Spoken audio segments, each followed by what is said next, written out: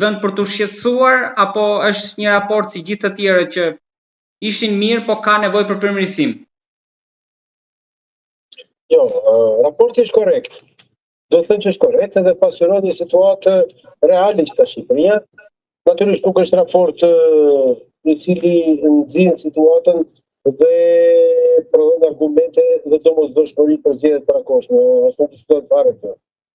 Do të thënë në themet të raportit qëndron prezenca e konkurrueshmërisë së palë. Pra, që në moment e parë thotë që është një ambient ku zgjedhjet u kryen në kushtet e konkurrueshmërisë, qoftë grupeve politike, qoftë edhe të individëve, të cilët në lirshmërinë e tyre kryen aktivitetin dhe kontaktin me votuesit e vet. Pra pavarësisht pozitive. Kjo është pozitive. Pjesën tjetër ka këtë polarizimin e politikës.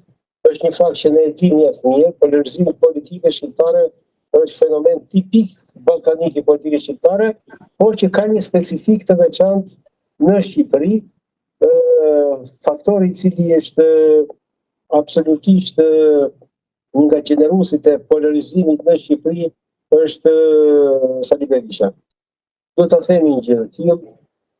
Fakti është që në propagandë, në agitacion, në artikulim, në retorikë nga Partia Socialiste nuk kemi element të ekstremizimit, përkundrazi. Përpos atij posterit që nxori Rama ku fliste për buf, që është skem e figurative e propagandës, e agitacionit të kryer në këtë periudhë zgjedhore, absolutisht nuk u mor njeri me teza polarizuese. Edhe vetë bufin Berisha e mori për kompliment. Gjithsesi deri këtu vjen, ndërsa nëse do të shohësh artikulimin e Berishës, është absolutisht ekstremist, është në kulm ekstremist, me nota të theksura polariteti që i dha ngjyrë polariteti të gjithë procesit. Pjesë tjetër që është qetësuese dhe kjo që është shqetësim permanent është angazhimi i administratës në zgjedhje.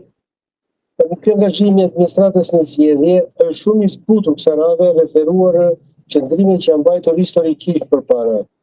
Një gjë është e vërtetë në të gjithë të proces dhe në ankinimet që bën Partia Demokratike dhe bën Sali Berisha, ai flet në retorik për grupe droge, për grupe kriminale, për përdorim të administratës, por deri më sot nuk ka absolutisht asnjë provë të nxjerrë mbi prezencën e tyre.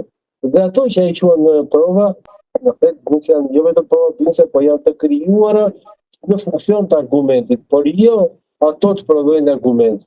Ndërkohë, ka një të vërtetë që në kulturën e përgjithshme që ka administrata shqiptare historike, e cila ka erdhur që në vitet 90 dhe është filluar, pastaj ka rënë një ngritje, angazhimi politik i administratës duket normalitet në sjelljen e administratës sonë. Natyrisht, administrata jonë është politike. Nuk është sekret që ne themi që administrata jonë nuk është politike. Sepse logjika 30 vjeçare e fitores së zgjedhjeve në Shqipëri ka qenë punësimi pas zgjedhjeve.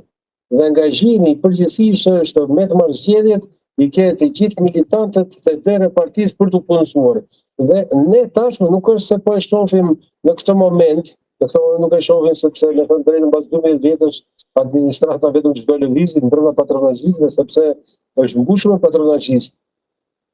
Por edhe përpara kur kishte Partia Demokratike dhe LSI-ja, mund të thojë faktin që LSI-ja dhe Partia Demokratike në 2009, kur bën koalicionin, e zyrtarizuan këtë proces.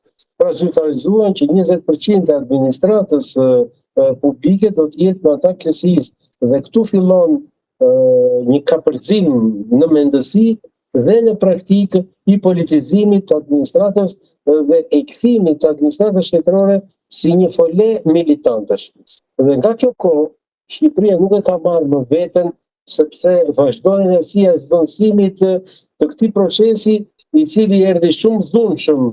Erdhi dhunshëm me 24 që në vitet 91-92, vazhdoi me ndryshimet politike dhe u konsolidua pra u bë institucion ligjor marrëveshja midis PD-s dhe PS-s për të marrë 20% fizike të administratës. Kështu që deklarimi në këtë dokument i politizimit të administratës publike dhe angazhimit të saj ka të vërteta, të cilat përsëri nuk janë të përmasës që duhet të sjellin ose që kanë deformuar rezultatin e zgjedhjeve. Duhet të thënë, dhe kjo është bindja ime, që këto zgjedhje për të vërtetës kanë qenë nga zgjedhjet më të qeta të zhvilluara ndonjëherë në Shqipëri.